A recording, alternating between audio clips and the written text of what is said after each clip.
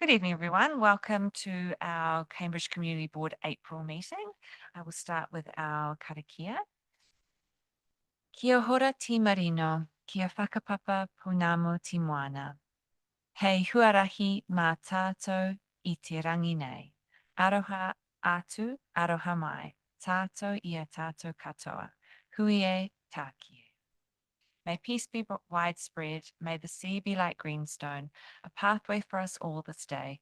Let us show respect for each other, for one another, bind us all together. Right. Welcome. Let's just move to our apologies. We do have an apology for lateness from Alana Mackay. She is on her way. Okay, and then everyone else is here. We have Philip Coles in attendance online. So we'll just need to move the late apology. Okay, I'll move that late apology from Alana. Elise will second. All in favour? Say aye. Thank you. That's carried. Right. Disclosure of members' interests. Anything in this agenda? Madam Chair, when it comes to item 7, your waters submission, while I will happily contribute and answer any questions, I will keep out of the submission piece, seeing I'm a decision maker later. Okay, excellent. Thank you.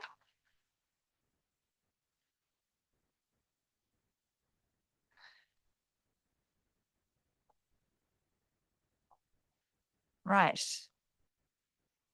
Let us move to our public forum. Is there anyone in our public forum? Hello, Jared. Nice to see you. Welcome. Jared Milbank.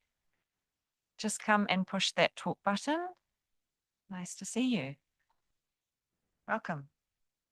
Okay. Jared Milbank, and the Hana, Mareti, if I to Kitia Noah, yeah, I go to, that's all.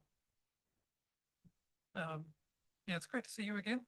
I was happening to listen to the strategic policy and planning meeting, and some comments from a number of people, especially from the CE, that connections is going to be moving ahead again. I've been quite enjoying having a little bit of a rest from that. I think there'll be a range of different opinions in the community, and I've really appreciated the last time the ability to be able to just come in here and have a chat about it. And that many other people, members of the community, were able to do that. I think this time there's going to be some people that are really happy that Cambridge Connections is moving ahead again. Like there's going to be people that are unhappy it's taken so long, and it's going to seem to take a long time again. I think there are going to be people that are again unhappy with the uncertainty. So I hope this again becomes a place where people will be able to talk. I hope the council actually takes the process and a procedure where the uncertainty is minimized and things do appear to keep moving ahead. Though I glanced back at the timeline of previous Cambridge Connections, I sort of realized that was sort of an 18-month period of a lot of stuff happening before people even knew about it. So it looks like it's going to be quite a long timeline ahead. But the uncertainty, I was in the Blue Blob. See, mentioned the Blue Blob again. I'm not sure how relevant that is. There's been credible proposals in the past for a bridge everywhere from the golf course out to St. Peters. There were 7 evaluated as part of Cambridge Connections. The parameters by which they're going to be evaluated this time are going to be very different. The government policy statement on transport is diametrically opposed to the one that was around when Cambridge Connections was run.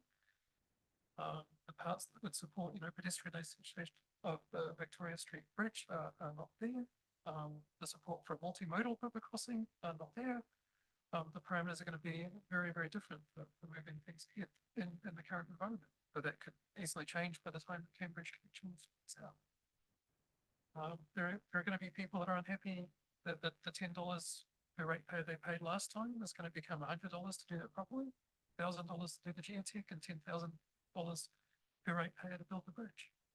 It's going to be quite a substantive change. So I suspect you're going to hear from a range of different people going ahead. That's all I really wanted to say.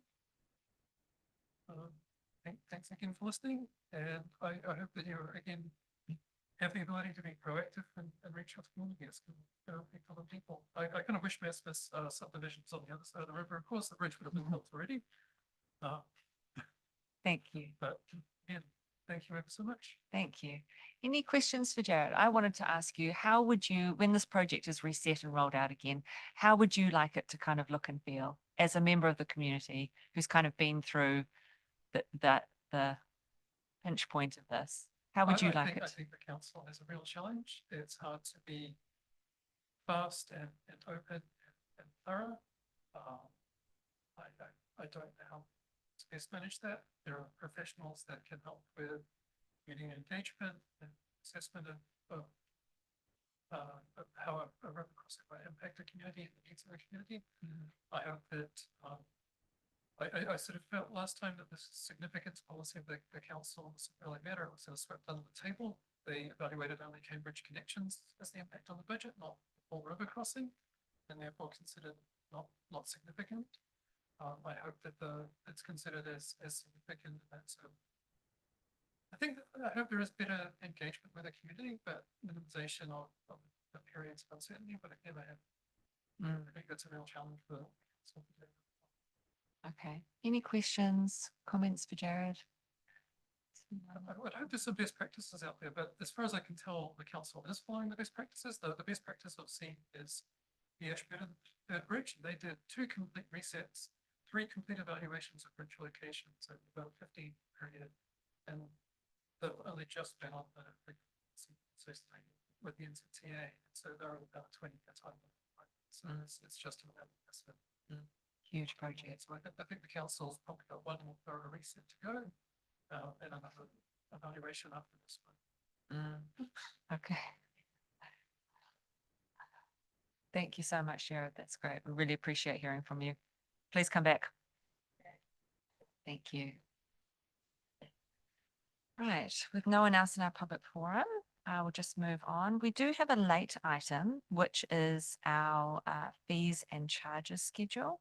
So the draft 2025-27 schedule of fees and charges is scheduled to be considered at the council meeting on the 16th of April, and the consultation period is planned to close prior to our next meeting. So under our standing orders, we can discuss items of business that are not on the agenda if there is a good reason that the item was not included in this agenda and the matter cannot be delayed to the next meeting. So if we would like to, we can make a submission on the consultation for the 25-27 fees and charges. It will need to pass a resolution to delegate the decision on whether to submit and the preparation of that submission. It can't be delayed to our next meeting as the consultation period is planned to close before that happens. So we just need to decide, one, that we accept the schedule of fees and charges as a late item tonight, and that we delegate authority to myself as the chair in consultation with you all to prepare and finalize a submission. If we so wish one. Happy to move that. Alana, all in favour? I'm not sure we need to, Joe. I think that's probably pretty, everyone's happy? Oh, okay. Yep, no, that's fine. Pop it up there and we can read it out. That's fine. Andrew. I just have a question about what's involved with the schedule of fees and charges. What quantum? There's not rates, but what, like it's your late library fee, it's your overparking, it's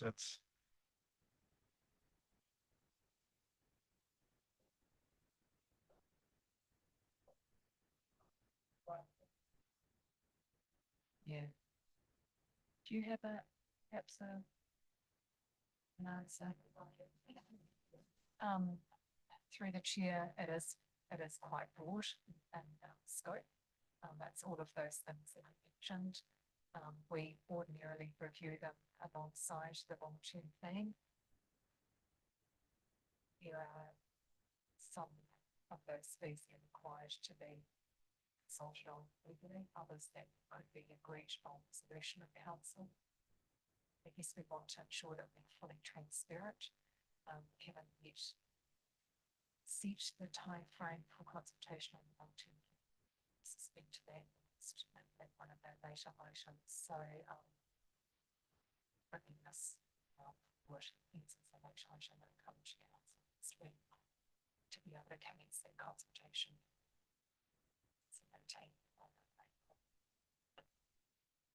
Okay, so here it is up on the screen. So our recommendation is that the Cambridge Community Board accepts the 2025 to 2027 schedule of fees and charges as a late item, and that we delegate authority to the chair of the Cambridge Community Board, myself, in consultation with the other community board members, to prepare and finalize a submission on the 25 to 27 draft schedule of fees and charges if the chair determines that the community board should make a submission. So Elise has moved that, and Lana has second. All in favour? Great, thank you. Okay, thanks everyone. Right. Now we will move on to the confirmation of meetings of the previous confirmation of minutes, sorry, of the previous meeting. That the Cambridge Community Board confirms the minutes of the meeting held on the 19th of March as circulated with the agenda as a true and correct record of proceedings. I'm happy to move that if everyone's okay with our minutes from last. Elise will second. All in favour? Great, thank you. Right. Who? Oh, Philip, sorry. I didn't see the little hand icon. Go ahead. We can see you. Yeah, morning, evening, everyone. Yeah, I just put hello everyone from Oman. I can't. Sometimes I can hear you guys, and sometimes I can't. So, if you could just make sure your microphone's on, or if the volume's turned up a little bit, I can. Sometimes it's really faint. I think you've got it on, but it's really faint. Whether a volume can be turned up or something. Okay. Otherwise, I'll try and hear. Thank you. Thank you. Thanks, Philip. Right. Right, our LTP update. And we have Melissa and Kirsty. Welcome. Thank you for coming.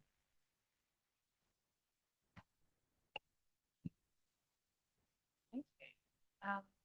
So with respect to the long-term plan, we are committed to delivering a comprehensive LTP. Of doing that, we are going to work with our annual independent auditors. And this is really just to ensure that we're following thorough, transparent, robust process. The whole thing. It's now looking like consultation will take place during May, or at least next during May.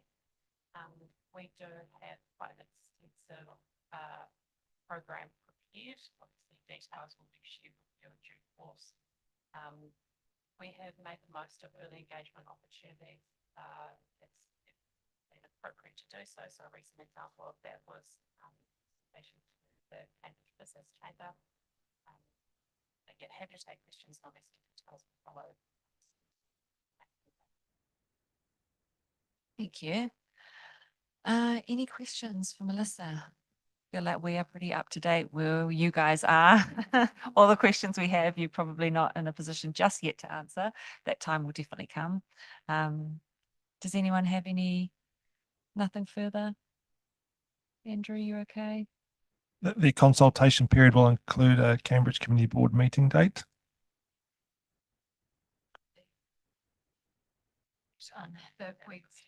We will be undertaking the consultation.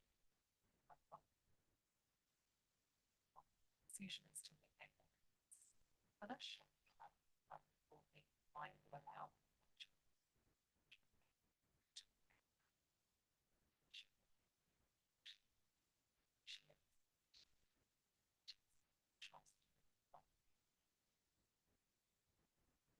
That's been really valuable. Thank you for that. Okay. Oh, Elise. Just in light of just in light of recent auditing, which is kind of slowed things down a little bit. Maybe just a couple of meetings ago, was sort of had prepared a public consultation document, and we checked it and we sort of said, oh, is there any way that we can kind of look at that early on, or some thoughts around that? Has that public consultation document changed since then? And is there opportunity for us to input into that way before it goes out? Through the chair, I don't think that there is an opportunity to that's going through that audit process that is being did to incorporate feedback from audit. I guess this LTP is somewhat unique, running at alongside consultation water service delivery proposal. So there are things that need to be incorporated into the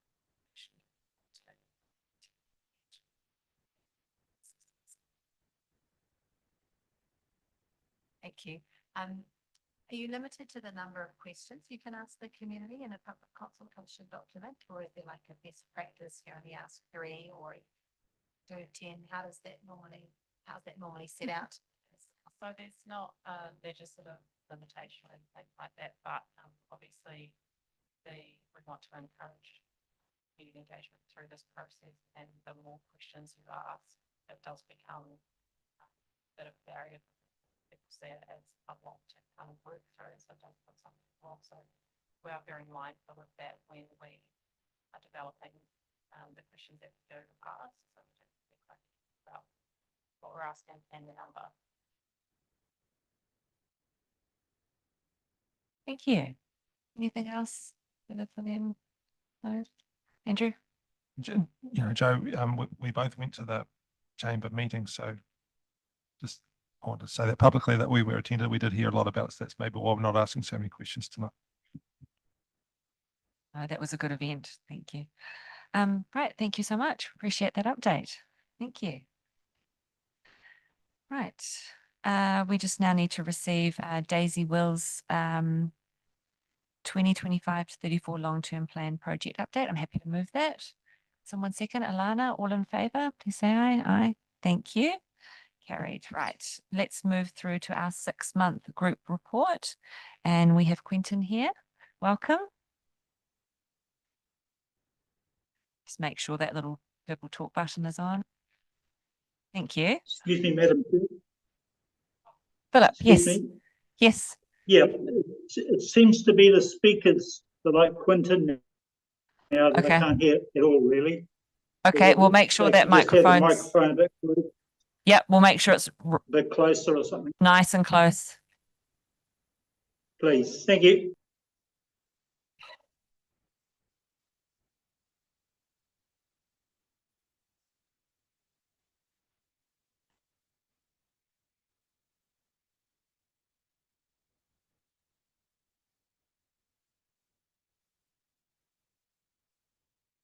Quentin, welcome.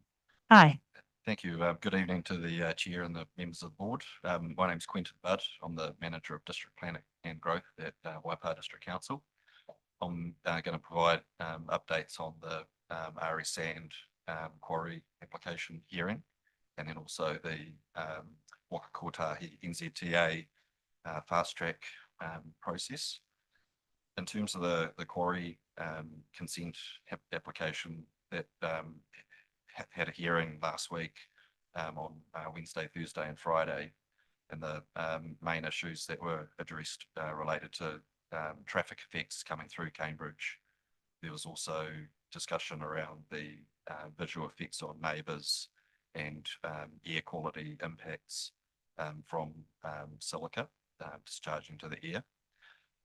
Following the end of the hearing, there was a request by the councils, given that it was a joint hearing between the regional council and the district council, for the hearing to be adjourned, given that the applicant had presented an amendment to the proposal, and that amendment was to retain a bund along a cliff face, which was to front on one of the adjoining neighbours in order to remove or reduce the impacts on that neighbour.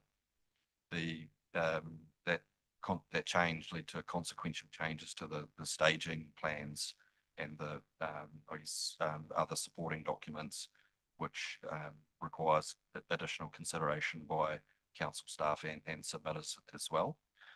So the chair has made a direction in regard to the applicant providing further additional plans to the panel, and then also providing opportunity for the submitters to respond to that as well, with a reconvened hearing date on the 16th of May.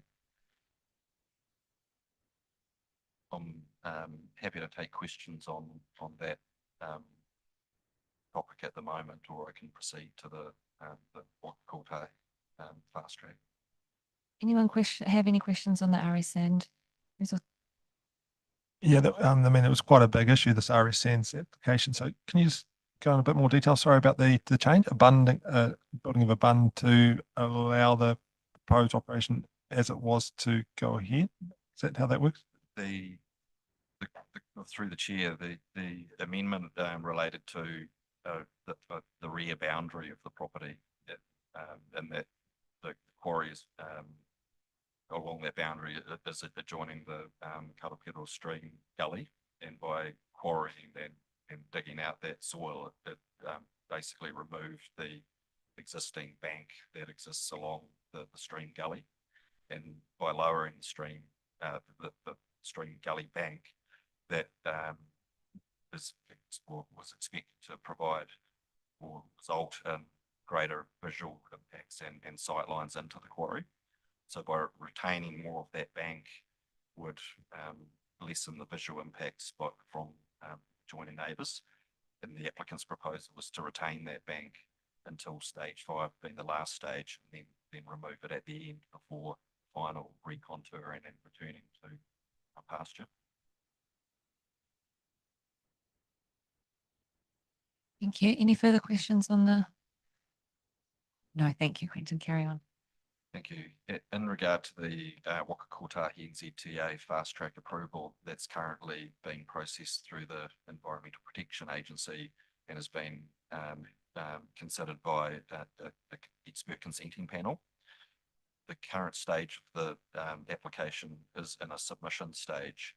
The submission stage is different to a resource consent stage, and it's a resource consent process, and that it wasn't notified the EPA invite relevant parties to submit, given that the expressway is located within Waipa District Council. The council was considered a relevant interested party to invite a submission on. There's also resource consents required through the regional council, and also there's aspects that affect Matamata District Council as well. In terms of the Waipa District area, it's to establish a designation, and the process is for the notice of requirement process to establish that designation. And the submission process ends this coming Monday on the 14th of April.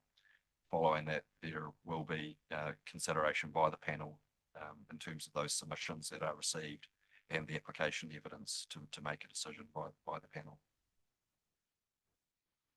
Right, thank you. Elise. Thanks, Quentin. Are you able to give us a high level summary of what council's putting forward in their submission on this fast track? Yes, we haven't provided our submission yet, but the submission is different to a normal submission that might be presented with a resource consent application. This submission is more based upon technical matters, and in terms of various specialists that review the proposal and provide input in terms of traffic effects, ecological effects, and broad range of impacts, in order to establish the conditions that would apply to the designation and the resource consent. So it's not an impact-based assessment within that submission. It is a primarily technically based submission. Thanks, Elise. Any further questions? Quentin, any clarifications? No. Oh, Philip, go ahead. Sorry. Yep, I put my physical hand up, not the electronic one. Sorry. Sorry. Hey, Quentin, I don't know if this is a stupid question, but no question's a stupid question. Who actually makes the final decision here? Is it regional council, or is it a combination of regional, Waipa, or us councillors? I'm just trying to, I don't want to have a conflict here or anything like that. So I just want to get a really good understanding who makes the final decision. Does it regional council make this decision? Through the chair, the decision is made by the expert consenting panel, which was appointed by the Environmental Protection Authority. That panel comprises the chair of a barrister, Simon Berry, and another commissioner is Tim Manako. Unfortunately, I can't recall the name of the Okay, all right. So it is a panel that is appointed by the EPA. Okay, thank you. So any future community board members meetings, if we made a statement or something, it wouldn't be a perception of what our decision is. It's not, we're not making decisions then.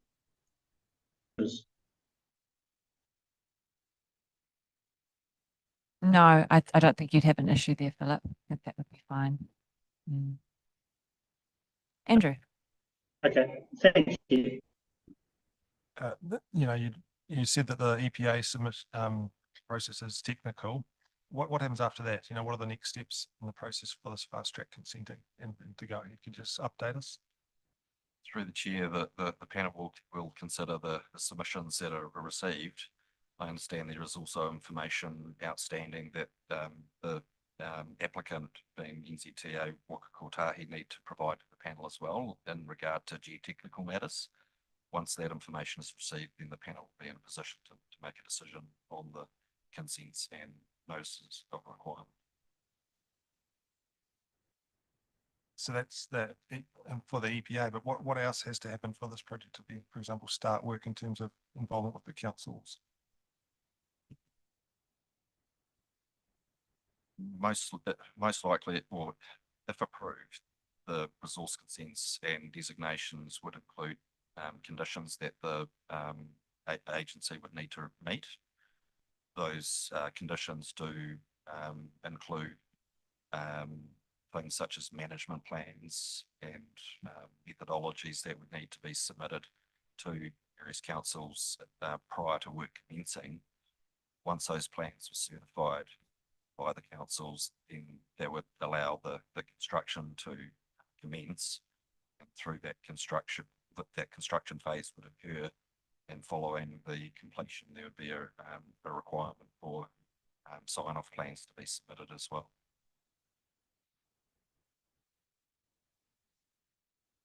Does NZTA have funding to go ahead with this project?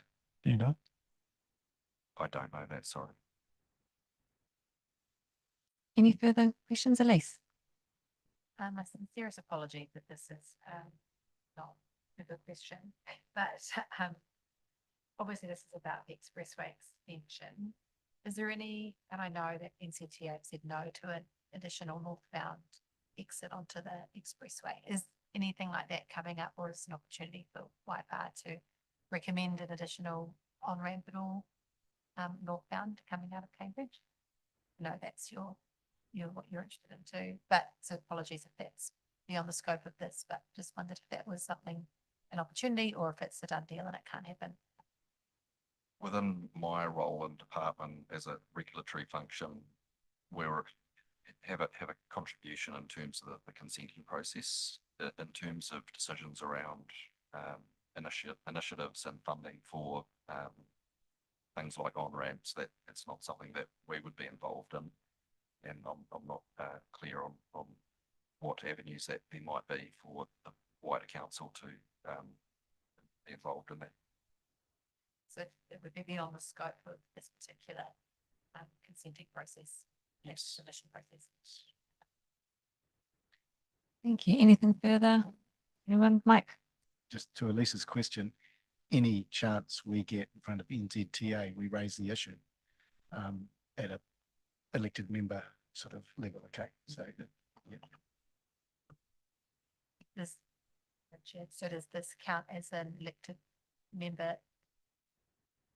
Oh, you mean for Cambridge Community Board? Yeah, sure. But we've been getting updates from NZTA, and at any of those updates, we always raise it. And the official line thus far is it's out of scope for the expressway extension. Okay. Good clarification. Thank you. Anything further for Quentin, particularly? Oh, I think that's great. Thank you very much. Thank you. Thank you. Really appreciate that update. That was great. Thank you.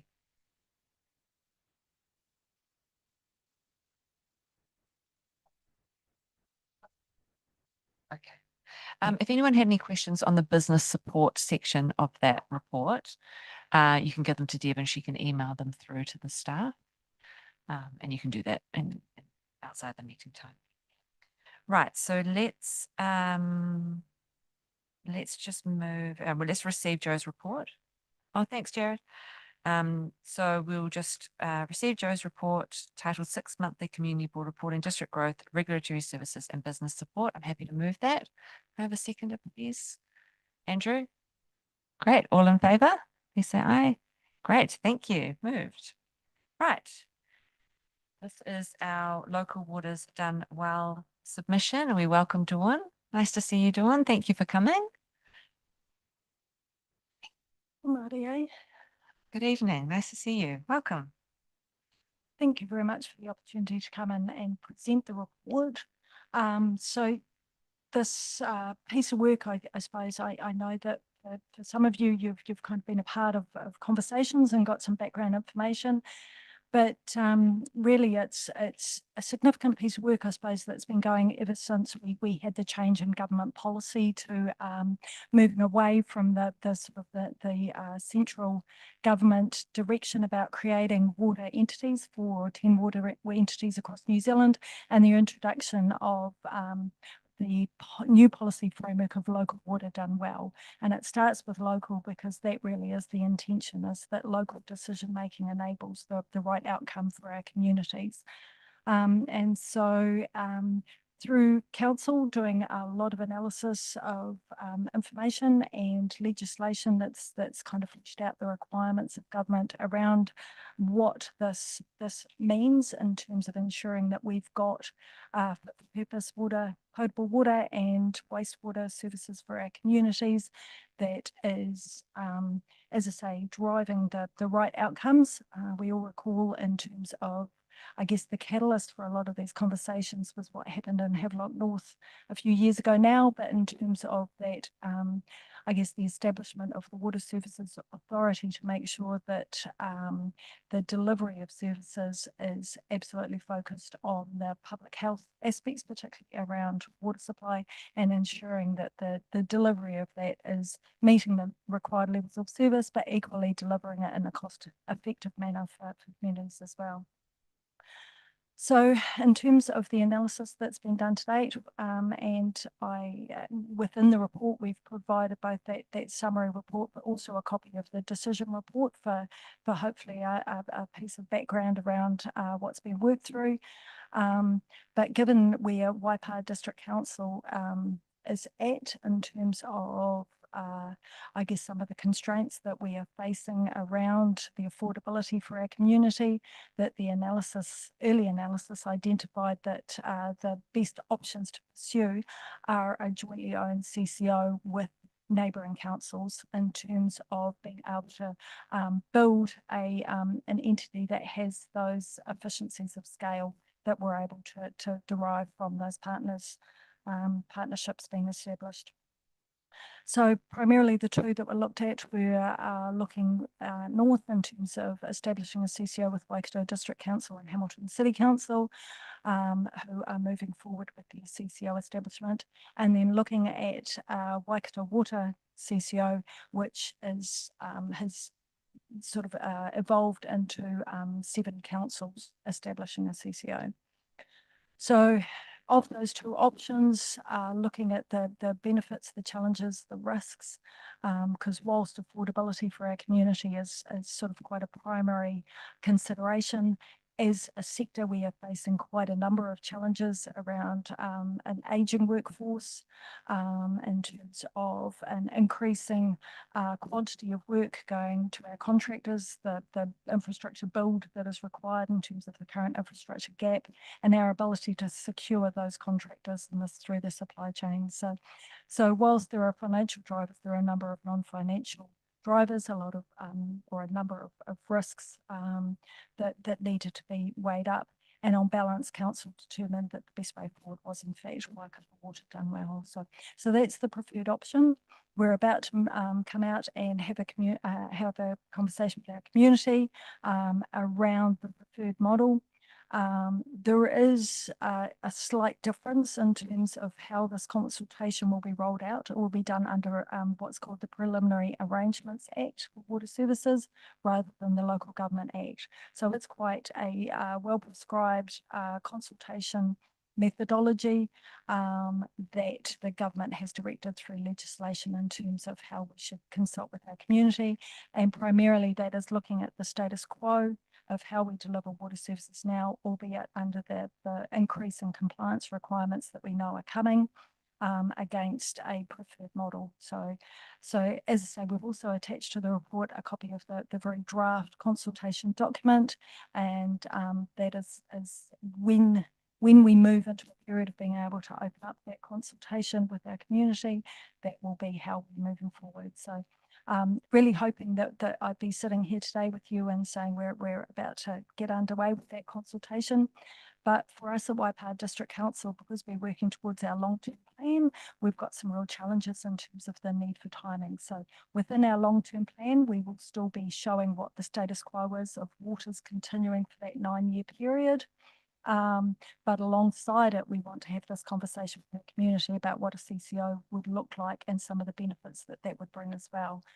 And so therefore it's very much awaiting and the confirmation of when we can bring the LTP out to the community for consultation, and alongside that have as I say, this conversation. And we're looking at hopefully some innovative ways in terms of having conversations with our community about our water services, in terms of videos, opening up some of our plants and things so people can see what this really means in terms of delivery of those services. So there's a lot of information in the report, but yeah, really welcome any questions if board members have any. Thank you, Dawn. Definitely, I'll start off with some. Alana, did you have a question?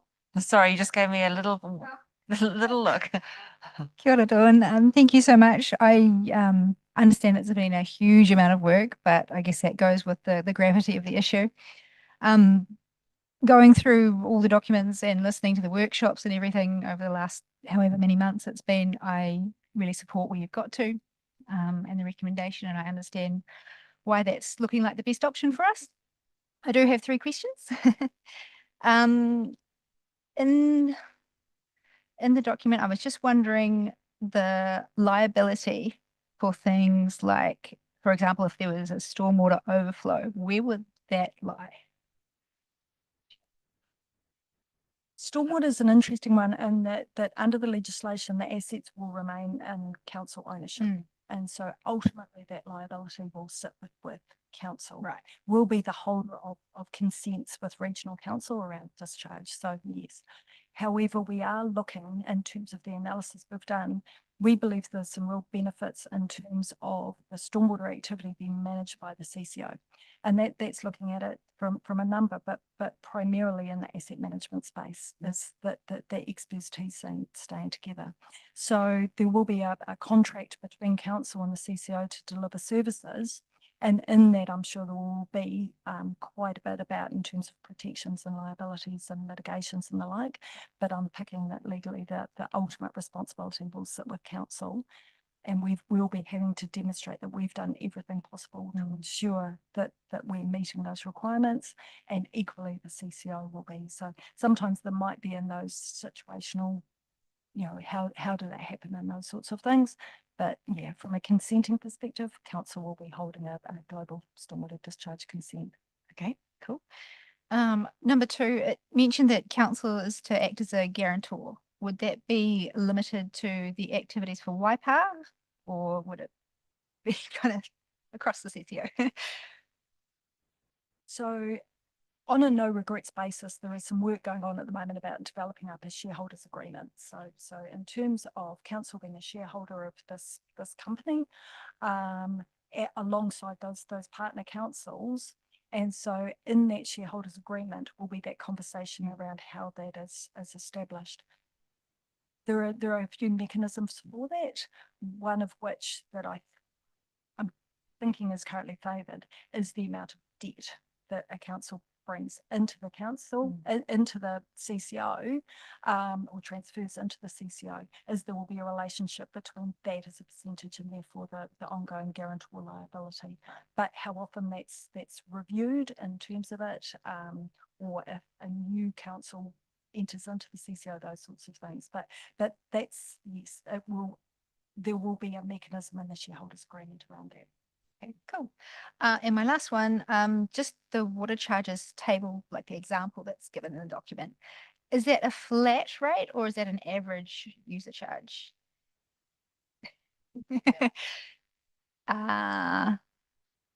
No, the one that's In the consultation in the document. consultation document, yeah. Yeah, Yeah. that one is a universal average across the 7 councils in terms of trying to demonstrate that the CCO brings benefits across all of those councils. So we can provide that information specifically for Waipa.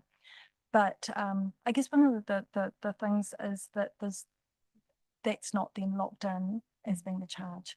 So one of the things is that this will be an independent company, and that's part of the legislative requirement. And there will be an independent board who will make decisions as to what's the right thing to deliver for their consumers and how they manage the revenue, how they manage the debt. So it's going to be quite a different environment from that perspective. And it's also going to be overseen by the Commerce Commission, who are very much in there, both from an economic regulator to make sure that's appropriate and good commercial practice and the like, but equally from a consumer protection role as well. Yeah.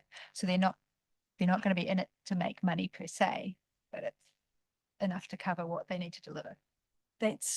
They're a company that can only deliver water services. And as say, the Commerce Commission will be very focused on ensuring that they're doing that in a way that is fit for purpose and protecting consumers. Yeah. Thank you. Thanks, Alana. I'll just go to Philip and then I'll come back to Elise. Philip, did you have a question?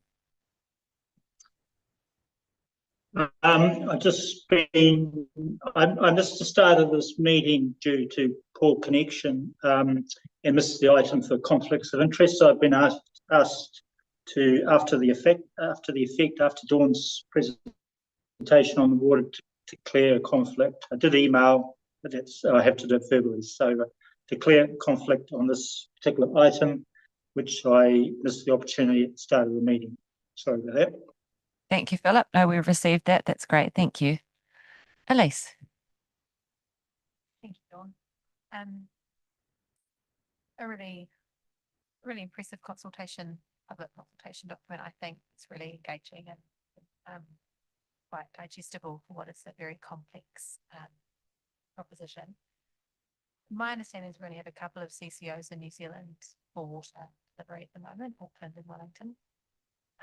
If I was a member of the community, I might read the news and listen to the news over the last few years with what's been happening with Wellington and worry that maybe this is not a fail-safe option for delivering improvements on infrastructure and cost savings. I think seeing that in Wellington, those were two of their big failures, was delivering upgrades in infrastructure and saving money for their communities. So I know there's a complicated process around appointing a board and a good chief executive, all those sorts of things, but I just wondered what the conversations might have been from your end around learning from those other examples, not perhaps being done as well as they could, and how we could assure our community that a CCO, and I know the Commerce Commission's a little bit more got their fingers in the pie a little bit more now, but yeah, just interested in what those conversations might have looked like and the assurances we can provide for the community around that. Absolutely, through the chair. Wellington Water is an interesting model in terms of it's a non-asset owning CCO. So all of those water's assets are still owned by the home councils. And so really Wellington Water is more of a service provider. And so therefore they aren't the masters of their own destiny. They're not able to have some of those very direct decision-making outcomes and impacts that they would like. But equally, I think what we're seeing now is the local water done well policy legislation is being, I understand, being accelerated for Wellington Water. so that it can move into a model and under the Commerce Commission sort of purview very quickly to get it to that place where it is providing those benefits. Watercare is as you mentioned up in Auckland, and you know, some of their outcomes are very good, and a couple of things that come to mind that off the top of my head are things where they are achieving efficiency gains year on year that are great, you know, of 4% plus. For Waikato Water done well, our financial modelling, we've only included efficiency gains of 1%, to be quite conservative in terms of it. But, you know, we can certainly learn from Watercare in terms of what they've achieved. One of the things I know through the cyclone is, so it was 2023 in terms of Cyclone Gabrielle, when the anniversary floods and that sort of thing, their water infrastructure in some areas was absolutely hammered. Through the size of the CCO and that scale, they were able to respond really quickly in terms of sort of resolving those issues, getting infrastructure back up and running really, really quickly. But equally, there are some communities that could have faced quite dire outcomes in terms of a complete loss of a wastewater treatment plant, but for the fact that the bigger area, they were able to step in and say, well, actually, this area is so important that that's got to be a real focus, and getting that up and running again. You know, so whilst yes, there are areas that we can learn from that haven't gone well, you know, there are those other ones that are some real benefits from building that scale and thinking about emergency management. I know that from council's perspective, there is a concern of how do we ensure we've still got that response. Actually, through a CCO, we can call upon a greater level of response for water infrastructure particularly. Thank you, Dawn. You make a good point that we can learn from things that other CCOs are doing as well. In terms of that, I just want to understand in terms of calling on that wider response from that bigger network, because obviously you can't take their wastewater treatment plant and plug it in over here. Is that just about moving money around because of the bigger ability to go into high levels of debt, or what is that actually? What are you pulling from in other communities to serve your community in the case of emergency responses? With respect to that one, within Auckland, they moved to what's called price harmonisation really quickly in terms of pretty much on establishment. That's not something that's proposed immediately in terms of Waikato Water done well.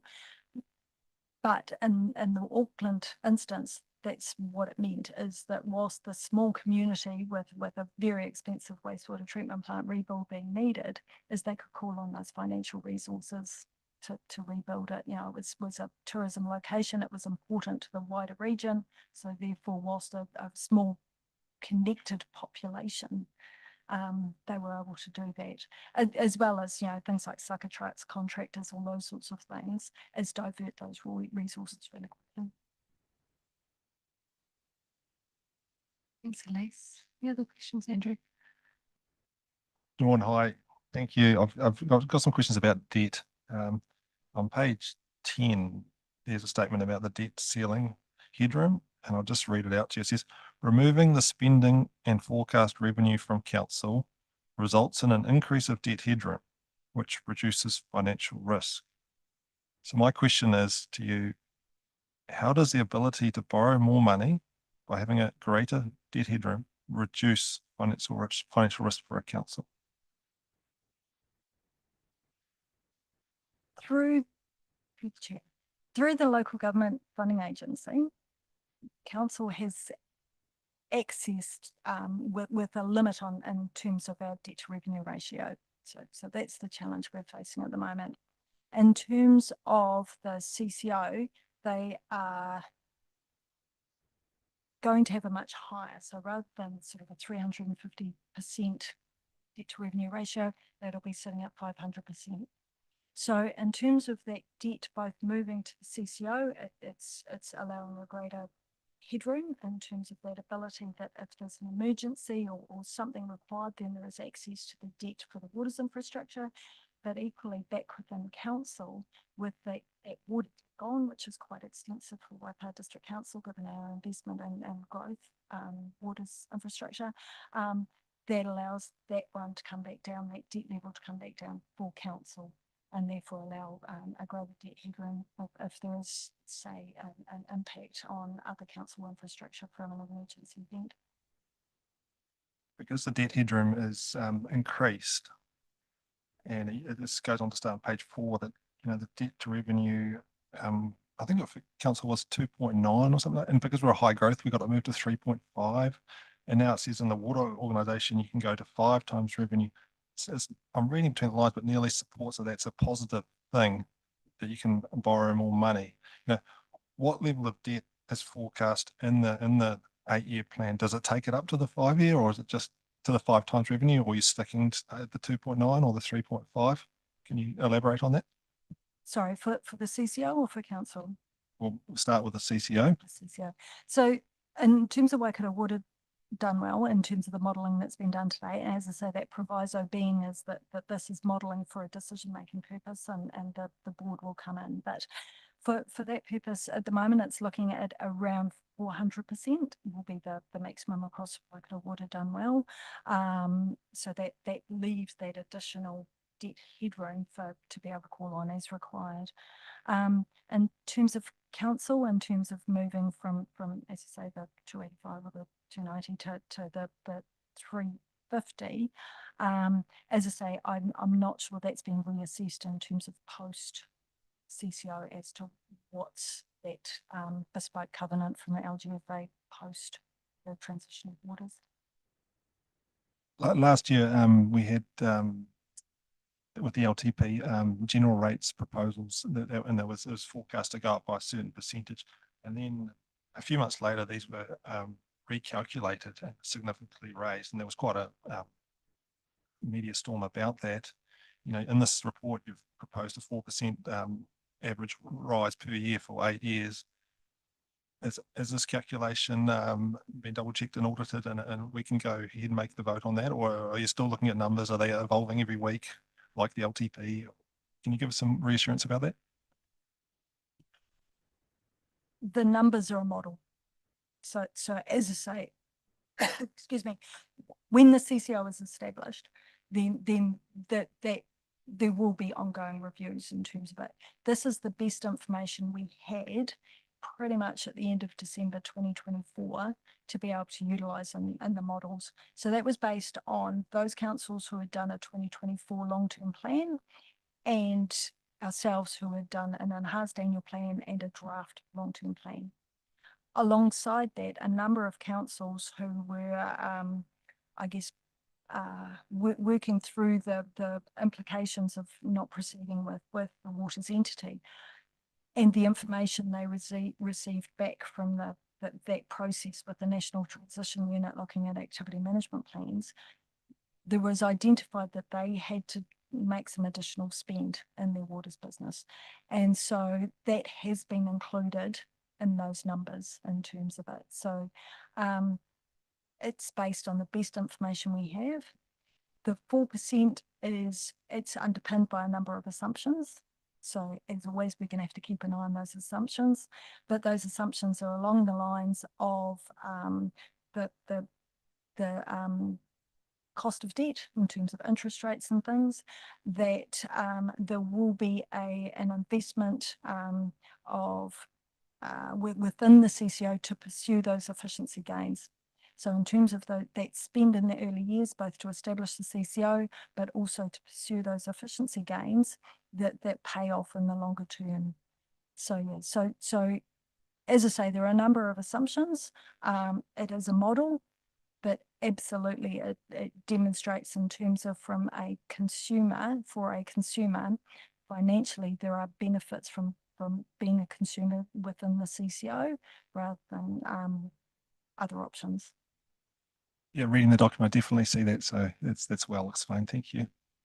I have further questions, but I'll go back to you, Chair, if you're willing to take them or not. And just to Alana's comment there about the, you asked about shareholding, I think, Alana. So I just want to touch that on further. On page 8 of the Waipawa District Council report, there's a table about the equity and the shares, and I'll give you a minute to bring it up. And the second part of it, which is the one we're talking about, I think the Waikato Water's Done Well CCO model. It has, for example, percentage net assets day one. It says Waipa's contributing 32.6. Then at the bottom it says percentage of equity is only 22. Can you just help me understand how those two are different? Like if we had more assets, why we've got less equity? Just something I'm missing there. Whilst we bring a level of debt into the CCO, which is higher than average for a number of councils, because we've invested heavily both. So if we think about the Parallel Road water treatment plant, around the Cambridge wastewater treatment plant, Karapiro water treatment, our renewals. So Waipa District Council has a lot of debt, and as I said about the earlier about the growth debt as well. You're looking at it both ways, or two ways, in terms of one, by the amount of debt, but one, the number of connections. And so for us as a community, in terms of our number of connections, we have around 14,000 wastewater connections, but around 18,000 water connections. And so the average number of connections is what you use. So it's looking at it with through both of those lenses, both debt and connections. And thank you for the explanation. That's good. I just have one more question. It says iwi involvement is not confirmed. Can you elaborate further on what that might look like, or some options being proposed? It's so in terms of this piece of work, and I guess I didn't touch on it in terms of that background as to where it started, and in terms of once it was kind of seen that the previous reforms proposed by the Labour government were going to be proceeding, it was the leadership of the Waikato Mayoral Forum, so it was across all of the Waikato where it started in terms of this, and it's the Mayoral Forum and the iwi Chairs Forum who came together and said, each we've got to come up with a solution that kind of works for us locally. And then as the legislation has evolved, that group has kind of demonstrated the leadership through developing up these options. So at that stage, that is where the conversation is still at in terms of Mayoral Forum and iwi Chairs Forum. And you know, as we start to develop up some of the I guess the shareholders forum in terms of the constitution and things for the CCO, is that it will still be guided through that leadership. To make submissions and get feedback, wouldn't some of these things need to be finalised? When have you got some dates about the governance and who's controlling it? From a governance perspective, what is part of the proposal for Waikato Water Done Well is that the 7 councils will be the shareholding councils. Each of those councils will nominate a person, likely mayor, to sit on a shareholders forum. That forum then both develop up the statement of expectations around what they want to see the CCO delivering on, but also will be appointing the board. And then it's an independent board for which no elected member or staff member can be a part of, who will then be overseeing the delivery of the business, appointing the chief executive and so forth. So that is the governance arrangements that are proposed.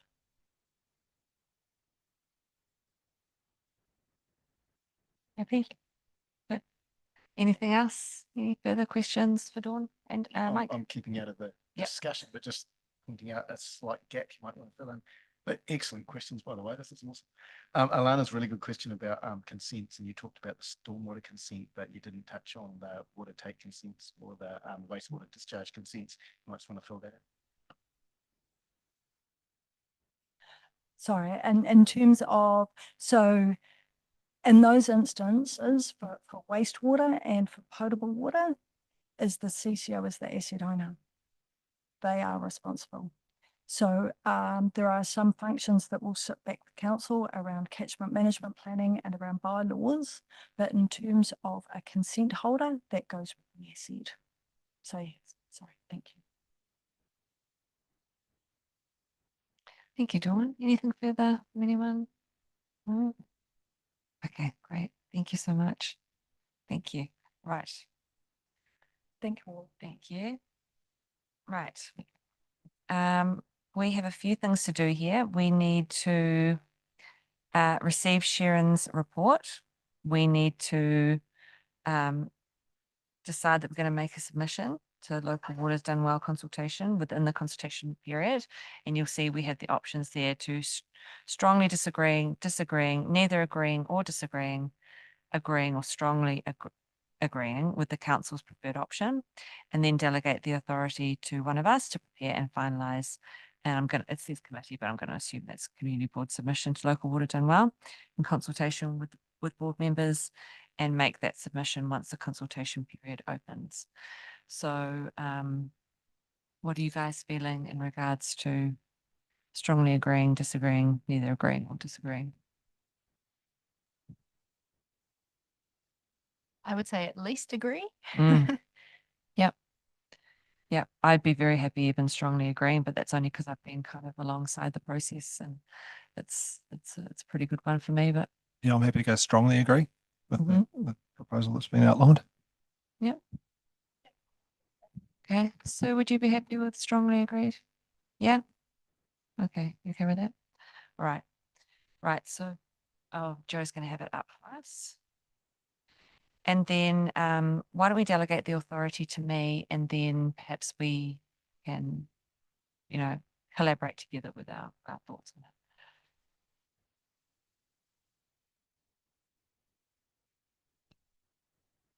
it. Okay, so we have that the Cambridge Community Board receives the report of Sharon Patterson, Manager Delivery Performance, titled Local Water Done Well Consultation Document.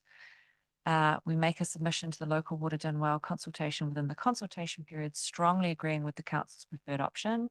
And we delegate the authority to Chairperson Davies Colley to prepare and finalise the Community Board submission to the consultation on local water done well in consultation with the community board members, and to make that submission once the consultation period opens. Happy to move that. Elise will second. All in favour? Great. Okay. There'll be some work for us at a later date. That's good. Good. Right. Treasury report. Joe, can I hand over to you, please? Oh, Philip, do you have a question? Philip, do you have a question? Thank you. Is Dawn still there? No. Yeah, I just want to say, is Dawn still? Oh, No, Dawn's gone, she's is she? gone for the evening. Yes. I just wanted to. Okay, I just wanted to, while she was there with us, just because she resigned last week and leaves the beginning of June, and she's done a lot with the community board over the years, and I just want to take that opportunity to thank her on behalf of everybody. So, but she's gone now. So, okay, cool. Thank you. Thanks, Philip. Thank you. Right, over to you, Joe. The treasurer report and annual achievement for the period ended 31st of March. Does anyone have any questions on that?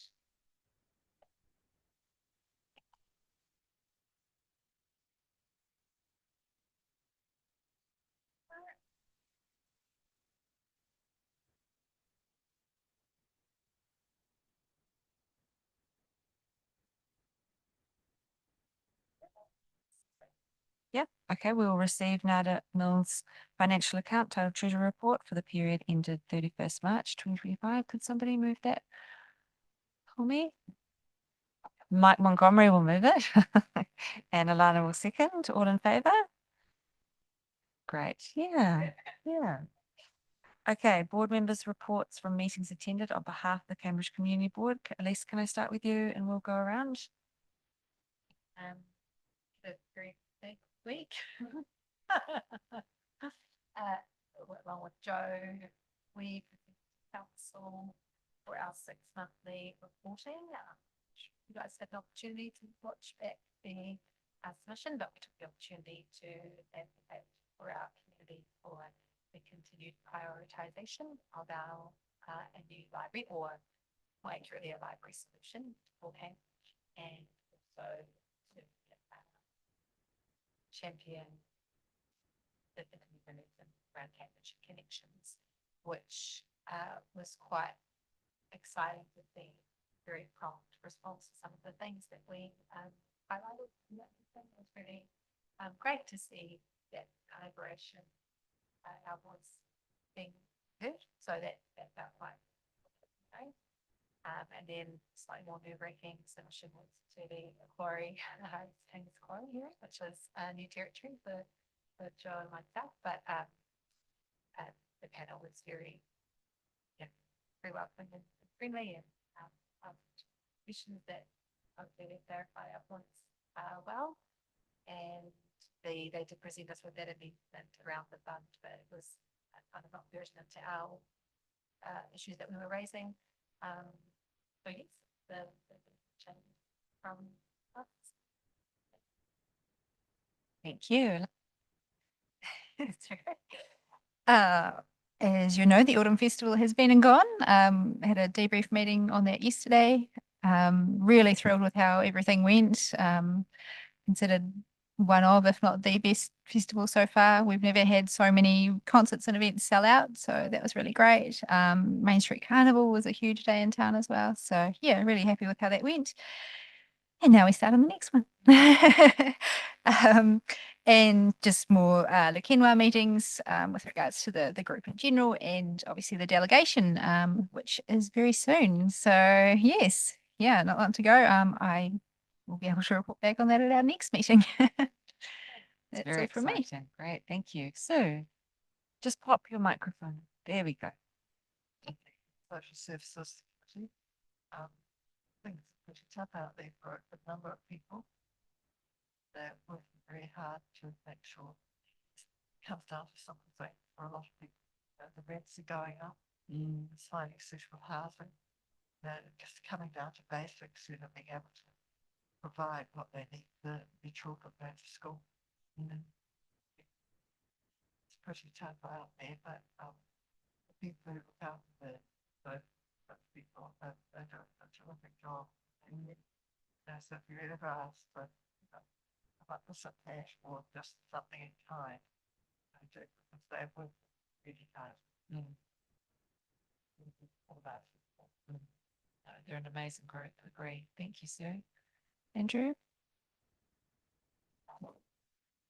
The Safer Cambridge Trust meeting's actually this week on Thursday, so just looking forward to that. Last meeting they reviewed the constitution, which was just a procedural thing with the new Incorporated Societies Act.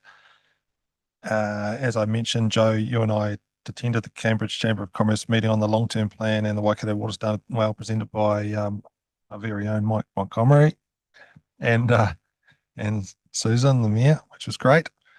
What else has been happening? Just an update for the rural, particularly growers and farmers who I'm involved with. Financially, sort of largely tailwinds at the moment, which is really good for them. But it has been particularly dry. You might have noticed. I find in and around Cambridge is probably the driest from what I hear around the whole of New Zealand. So just be aware of that. There's been a little bit of rain lately, but it's been more in other places. So that's quite interesting. I did talk to some growers. I keep following up about the plan change 25, I think it was. They seem to kind of getting over that slowly. And then one guy was going on to me about the proportion of rates that rural people pay compared to urban in Waipa, and do they get that portion of services? So I just had a conversation reminding them perhaps that although some of the rates are spent in town, that rural people do use those services as well to provide for what they do. So yes, probably Joe, you brought up about the rural tour coming up, ongoing education about how rates are spent, especially to rural people. So we'll keep that in mind. Thank you. Thank you. Mike? We only met Cambridge Community Board on 19th of last month. Mm. So it wasn't actually that long ago, but I'll just fill you in with what's been happening at council since then. So 24 March, we had Sustainability and Climate Change meeting. I chair that. We're working with Regional Council a bit on that sort of stuff, which is quite a good collaboration. And we're in the process of working up a climate change strategy for Waipa District Council. That deals both with mitigation and adaptation. So mitigation is looking to reduce civilization's emissions. Adaptation is looking to make sure that everything in our district is fit for being resilient in the face of climate change challenges. Okay, just a couple of things you might be interested in the mitigation space. Our emissions from the organisation, the two biggest sources really are the wastewater treatment plants. A lot of biogenic methane comes off them, and the Cambridge wastewater treatment plant going in is going to reduce that's the emissions by something like 90%. So it's one of the real benefits of it. It's potentially getting some solar as well, which will help as well. And the other big one that's kind of surprising is gas for heating the pools. Both at Te Awamutu and here is a really, really significant contributor to emissions and actually cost. Cost of gas is going crazy. So there's quite a bit of thinking getting to start now about that we're going to have to get out of that. It's looking like Te Awamutu first, looking to get at very least some kind of heat pump system, electric heat pump that will provide the base load. You might still have to peak with gas, but if we can, get that first, maybe Cambridge second. Cambridge is newer. Te Awamutu is coming up sooner. So I mean, they're kind of interesting points, but that's where our emissions are coming from. Right, 26th of April, we had Finance and Corporate. That's where the 8-month report got presented. So we have big financial reporting at 4-month and at the 8-month period. So and then for the annual reports, so there's sort of 3 major financial reporting and non-financial. It's actually looking at non-financial indicators as well. Service delivery and stuff gets reported in there. Nothing surprising there really. Conditions continue to be tight financially for council.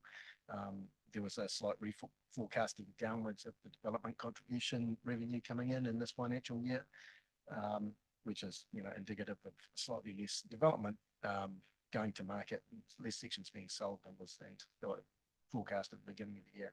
So financial conditions remain tight. It's probably no surprise to anyone. 26th of March, we had a council meeting at which we adopted Ahuaki Community Special Plan. So that was a big day for Kirsty, getting that across the line, and you guys were all over that. Yeah, sorry, Kirsty and the team. And that also approved the implementation plan too. And the thing to remember most about Ahuaki is that it's a living document. Like that's just the first go. This is going to be this overarching strategy that endures, and it's this living document. So it's something community boards want to keep an eye on, because I've always said that unless something is in the long-term plan, it's basically not happening. Well, now you've got Ahuaki as well, so keep an eye on what's in Ahuaki. Keep advocating for what you want Ahuaki to look like, and then out of that, long-term plans kind of fall. Okay, so yeah, for me, those are 2 key things for community boards in our district to be thinking about: the spatial plan and then the long-term plans for core business. We also had a interesting talk from Tim McIndoe. He's been appointed the ambassador, I think he's calling himself, for the potential Waikato Medical School. Doesn't directly involve Waipa District Council, but they're doing the tour of the council, sort of looking for support, which was pretty. It was strongly supported around the table. Okay, everyone was thought it was a good initiative. 1st of April, strategic planning and policy. That was last week, and the big thing there was the draft economic strategy was approved for feedback, and I'm going to have to ask Kirsty what the feedback kind of regime is on that. I don't put my head together. So this will be an informal process, because we've undertaken comprehensive engagement as part of Ahuaki. You recall there was an economic development theme, so quite a lot of engagement at place. We haven't agreed the time frame for that feedback because we don't want to cut across the long-term options. Those are 2 significant pieces, so that will likely follow those. Thank you. And that's me. I think you're up to date. Really happy to take any questions on that. Any questions? Right. Philip, did you have any updates of your own? No, I haven't got any updates, but just I think Mike covered plenty there, so that was great. Thank you, Mike. Just a couple, two quick comments. It was really great having Tim there coming to present on the potential having the medical school in Hamilton, Waikato, and what that effect may have on the wider district. So that was really, really good. And just congratulate the Autumn Festival organisers that really attended was the Main Street Carnival, which was just such a happy day with the Māori Cup the day before, the week before, and then the next day. It's just families out there having fun in the beautiful autumn weather. So well done, you guys, to the top job organising that. So thank you. Thank you, Philip. Yes, agree, Alana. It's so awesome. Gets better and better every year. Yep. Okay. Oh, sure. At the last meeting I was on video, and on the same night was a clash. It was the Karapura Reserves Master Plan meeting, so I was unable. Well, actually, I did try to listen to both meetings simultaneously but that failed. So I just want to say that's ongoing. They have meetings with stakeholders at the moment, and I've got to get up to play with that for the next meeting. So that's just to keep aware it's happening.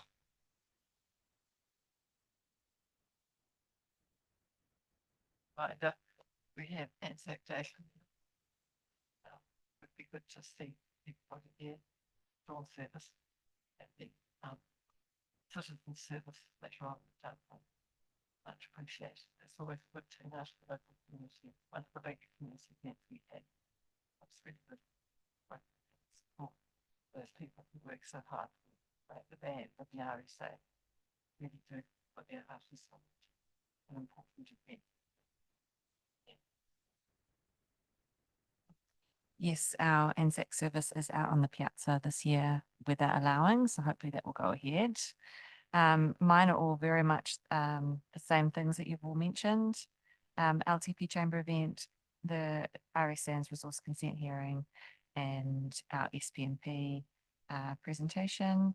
And yes, Anzac is looking very much on track, and it's going to be another big event, so looking forward to that. Right, thanks everybody. Oh, Philip. Madam Chair.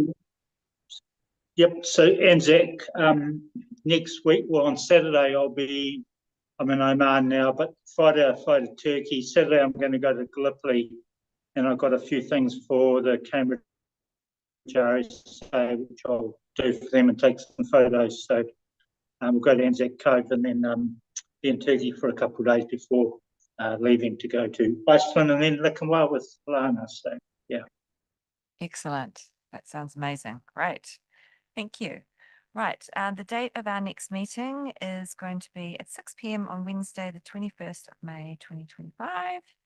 And I will just head into our closing karakia.